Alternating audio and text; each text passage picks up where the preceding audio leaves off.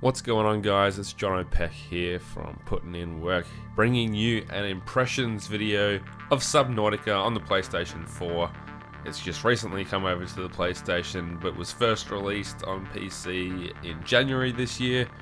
Coming from independent studio Unknown Worlds, it's a team of about 20 people, which makes this game even more impressive, I think, in what they've been able to do. It's easy to make the comparisons to No Man's Sky or The Forest. It's a survival game with a really interesting environment to explore. That's just a couple things it's got in common with those titles, but I think this game, it's mostly underwater, which makes it stand out to me. It's taking you into another world where you've crash landed in the ocean on a foreign planet. You're gathering resources and using that to build some really cool technology to bulk up your inventory and improve your chances at survival. I thought that since it's just hit PS4 and I think it's at the time of recording free on the Epic Game Store or PC, there might be a few people out there wondering whether this game's worth their time.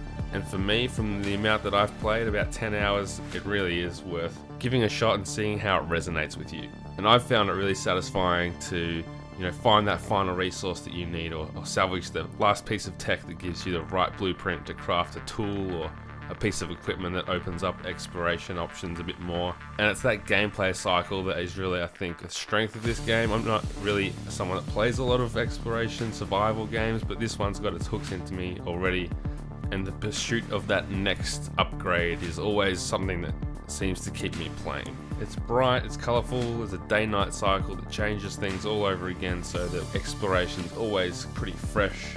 And it never really holds your hand. You just kind of drop into this game and have to figure out what you're meant to do, how the whole systems work, and it can be a bit to get your head around at first, but once you figure out the processes and the menu navigation, it really is a cool thing to feel like you're uncovering this on your own.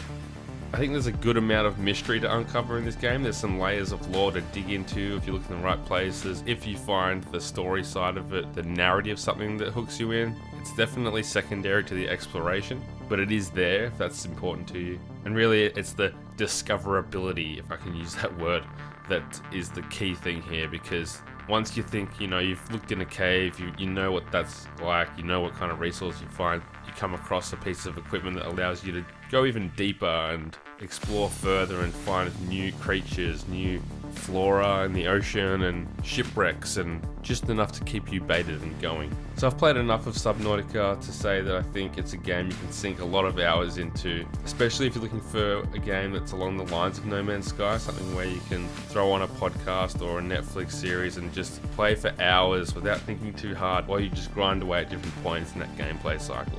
So that's Subnautica. I'm going to get back into it and see how far I can get. It's always that thing of testing your limits of how much you can explore before you run out of oxygen, and I know some people find that claustrophobic and have these phobias with the water, but for me it's really cool and really intriguing to explore another planet under the ocean.